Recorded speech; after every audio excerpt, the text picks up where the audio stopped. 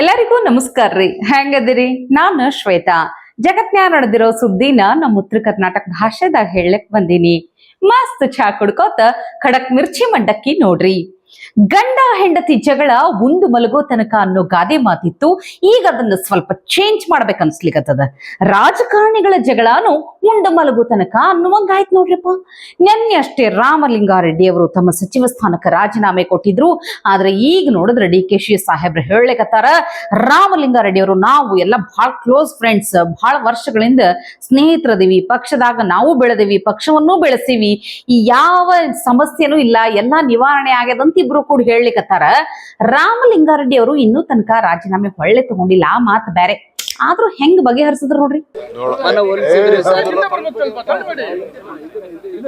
ನೋಡ್ರಿ, ನಾನು ರಾಮಲಿಂಗಾರೆಡ್ಡಿ, ರೇವಣ್ಣ 80ರಿಂದ ನಾವೆಲ್ಲ ಫ್ರೆಂಡ್ಸು. ನಾನು ಪ್ರೆಸಿಡೆಂಟು, ಅವ್ರು ವರ್ಕಿಂಗ್ ಪ್ರೆಸಿಡೆಂಟ್. ನಾನು ಮಿನಿಸ್ಟ್ರು, ನಾ ಚೀಫ್ ಮಿನಿಸ್ಟ್ರು, ಅವರು ಮಿನಿಸ್ಟ್ರು. ನಾವೆಲ್ಲ ಫ್ರೆಂಡ್ಸು, ಒಂದೇ ಪಾರ್ಟಿಲಿ ಬೆಳೆದವರು, ಪಾರ್ಟಿ ಉಳಿಸ್ತಾ ಇರೋರು, ಬೆಂಗಳೂರು ಒಳ್ಳೇದಾಗಬೇಕು ಅನ್ನೋರು. ಸೊ ನಾವೆಲ್ಲ ಕೂತ್ಕೊಂಡು ಮಾತಾಡಿದ್ವಿ. We will sort out our self. It is a family problem, nothing to worry. ಖಾತೆ ಬದಲಾವಣೆಗೆ ಒಪ್ಕೊಂಡಿದ್ದಾರೆ. ಖಾತೆ ಬದಲಾವಣೆಗೆ ಒಪ್ಕೊಂಡಿದ್ದಾರೆ ಸರ್. ಅವ್ರೇನು ಪಾರ್ಟಿ ಬಿಟ್ಟು ಹೊಂಟೋಯ್ತೀನಿ ಅಂತ ಏನು ಹೇಳಿದಾರೆ? ಅವ್ರು ನೋವನ್ನ ಹೇಳ್ಕೊಂಡಿದ್ದಾರೆ. Miscommunication, something has happened, will sort it out. ಈಗ ರಾಜೀನಾಮೆ ನಿಮ್ಗೆ ಹೇಳಕ್ಕಾಯ್ತಿದಾ? ಓಲಿ ನಾನು ಮೀಡಿಯಾಗೆ ಖಾತೆ ವಿಚಾರ, ಮತ್ತೊಂದು ವಿಚಾರ, ಅಲ್ಲಿ ಏನು ಮಾತಾಡ್ದೋ, ಏನು ಊಟ ಮಾಡ್ದೋ ಅಂತ ಹೇಳಕ್ಕಾಗ್ತದ? Don't worry. ಅಲ್ಲ, ಊಟದ ಬೇಡ ಸರ್, ಖಾತೆ ವಿಚಾರವಾಗಿ ಸರ್ ಸಾಕಷ್ಟು ಆಯ್ತು. ಬೆಳಗಿಂದ ದೊಡ್ಡ ಬೆಳವಣಿಗೆ ಆಗ್ತಾ ಇತ್ತು ಸರ್. ಇಲ್ಲಿ ಅವೆಲ್ಲ ಆಗ್ತಾ ಇರ್ಬೇಕು. ಮಳೆ, ಗುಡುಗು, ಬಿಸಿಲು, ಸೂರ್ಯ ಮುಳುಗೋದು, ಸೂರ್ಯ ಹುಟ್ಟೋದು ಎಲ್ಲ ಆಗ್ತದೆ. ನಡೀರಿ, ನಥಿಂಗ್, ಡೋಂಟ್ ವರಿ. ನಾವೆಲ್ಲ ಫಸ್ಟ್ ಕ್ಲಾಸ್ ನಡೆಸ್ತೀವಿ, ನಡೀರಿ.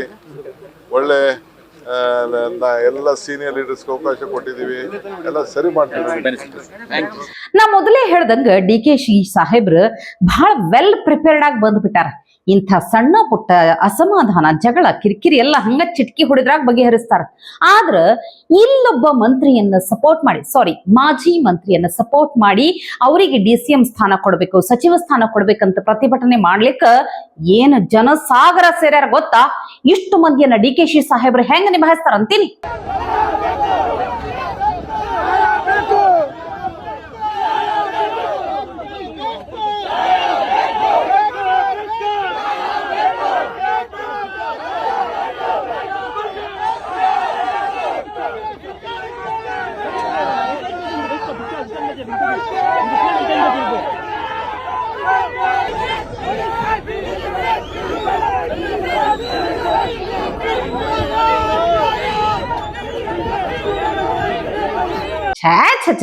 ಇದೊಂಥರ ಲೋ ಬಜೆಟ್ ಪ್ರತಿಭಟನೆ ಅನಿಸ್ಲಿಕ್ಕತ್ತದ.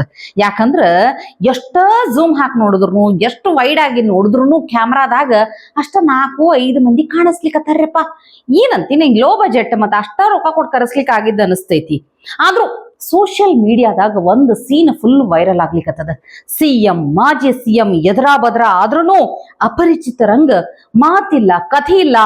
ಈ ಸೀನನ್ನ ಬಹಳಷ್ಟು ಜನ ಬಹಳಷ್ಟು ತರ ವರ್ಣಿಸ್ಲಿಕ್ಕತ್ತಾರ ನೋಡ್ರಿ.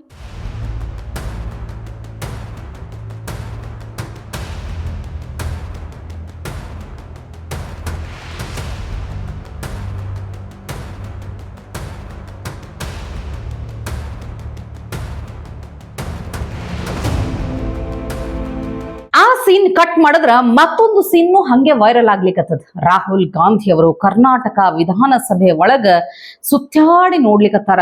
ಏನ್ ಆಸಕ್ತಿ, ಏನ್ ಇಂಟ್ರೆಸ್ಟ್, ಇಂಟೀರಿಯರ್ ಡಿಸೈನ್ ಬಹಳ ಇಷ್ಟ ಆದಂಗ ಕಾಣತೈತಿ. So this is this thing, sir. The farmer, the labor, and the women. And what is there? The launch. Finally, there is a ruling party.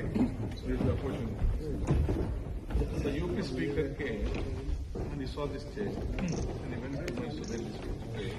But UP is now yes, UP this type of media in Mysore. Sir, please come. Nice change. State is carved out of single rose rural laws. It has all our state features. We have national single rose rural law. ಓಹೋ ಇಲ್ಲಿ ಎಲ್ಲರೇ ಬಟಾಟೆಯಿಂದ ಬಂಗಾರ ತೆಗಿಲಿಕ್ಕೆ ಜಾಗ ಸಿಗ್ತೈತಿ ಏನಂತ ಹುಡುಕ್ಲಿಕ್ಕತ್ತಾರ ಹೆಂಗ್ ಅಂತೀನಿ. ನೋಡ್ರಪ್ಪ, ಅವ್ರಷ್ಟು ಇಂಟ್ರೆಸ್ಟ್ ಇಂದ ನೋಡ್ಲಿಕ್ಕತ್ತಿದ್ರು.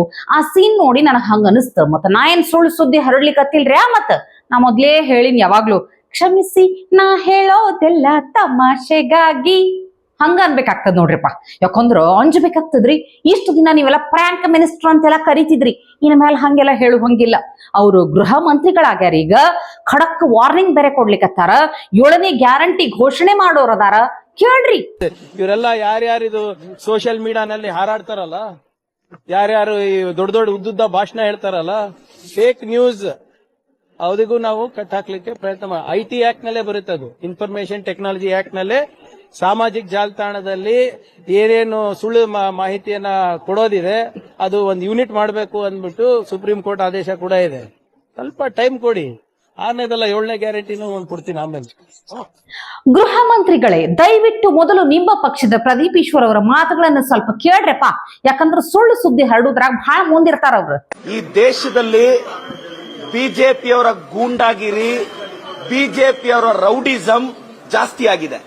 ಯಾಕೆ ಈ ವಿಚಾರ ಪ್ರಸ್ತಾಪಿಸ್ತಿದೀನಿ ಅಂದ್ರೆ, ಈ ಬಿಜೆಪಿಯವರ ಗೂಂಡಾಗಿರಿ ಸರ್, ನಿನ್ನೆ ಬಿಹಾರದ ಪಾಟ್ನಾದಲ್ಲಿ ಕಾನ್ಸರ್ ಅಂತ famous coaching center teacher NEET ಪರೀಕ್ಷೆ ಬಗ್ಗೆ ಮೋದಿ ಅವ್ರನ್ನ ಪ್ರಶ್ನಿಸಿದ್ರು, ನೀಟ್ ಪರೀಕ್ಷೆ ಬಗ್ಗೆ ಧರ್ಮೇಂದ್ರ ಪ್ರಧಾನ ಪ್ರಶ್ನಿಸಿದ್ರು ಅಂತ ನಿನ್ನೆ ಅವ್ರ ಕೋಚಿಂಗ್ ಸೆಂಟರ್ ಮೇಲೆ ರಾತ್ರಿ ಅಟ್ಯಾಕ್ ಆಗುತ್ತೆ.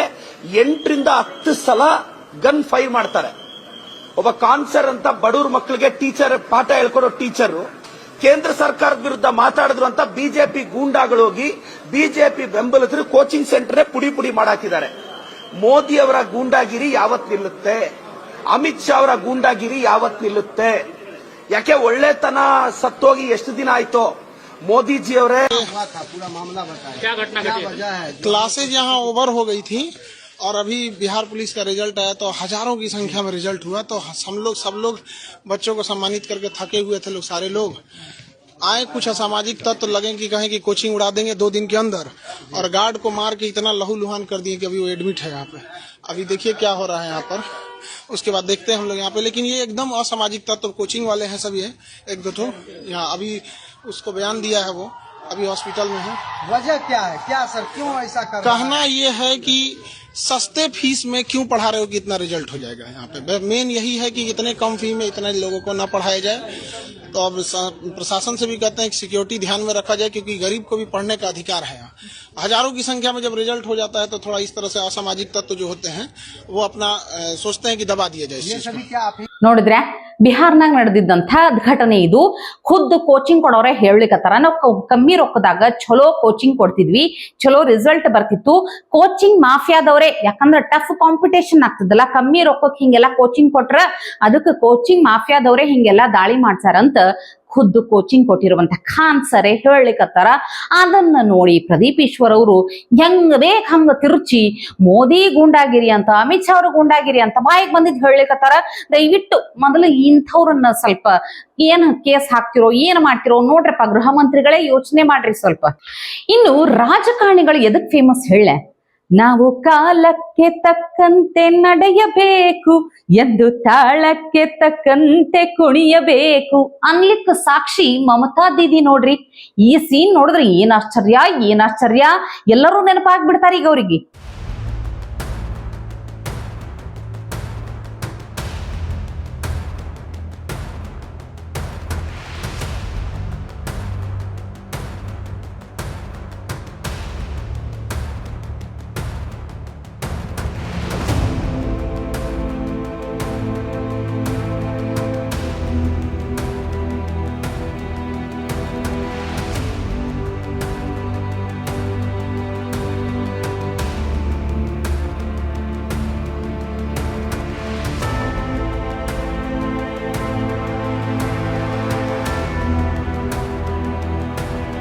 ಆದ್ರೂ ಮಮತಾ ದೀದಿ ಹೆಂಗಾದ್ರೂ ಗೊತ್ತಾ?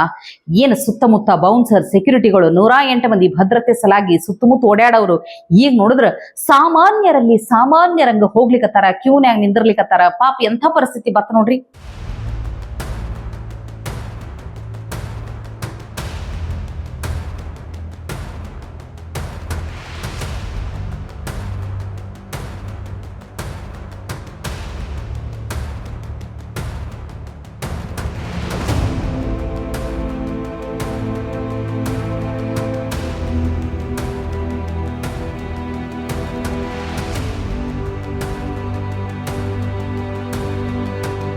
ಇವತ್ತಿಗೆಷ್ಟು ಸುದ್ದಿ ಸಾಕಲ್ಲ, ನಾಳೆ ಇಂಥವೇ ಮತ್ತೊಂದಷ್ಟು ಸುದ್ದಿ ತರ್ತೀನಿ. ಚಹಾ ಇಟ್ಕೊಂಡು ಮಿರ್ಚಿ ಮಂಡಕ್ಕಿ ನೋಡ್ಲಿಕ್ಕೆ ಕಾಯ್ಕೊಂಡಿರ್ರಿ.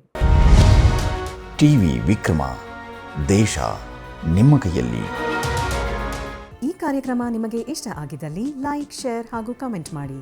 ಟಿವಿ ವಿಕ್ರಮದ ಕಾರ್ಯಕ್ರಮಗಳನ್ನು ನಿರಂತರವಾಗಿ ವೀಕ್ಷಿಸಲು ಸಬ್ಸ್ಕ್ರೈಬ್ ಮಾಡಿ, ಬೆಲ್ ಐಕನ್ ಒತ್ತಿ.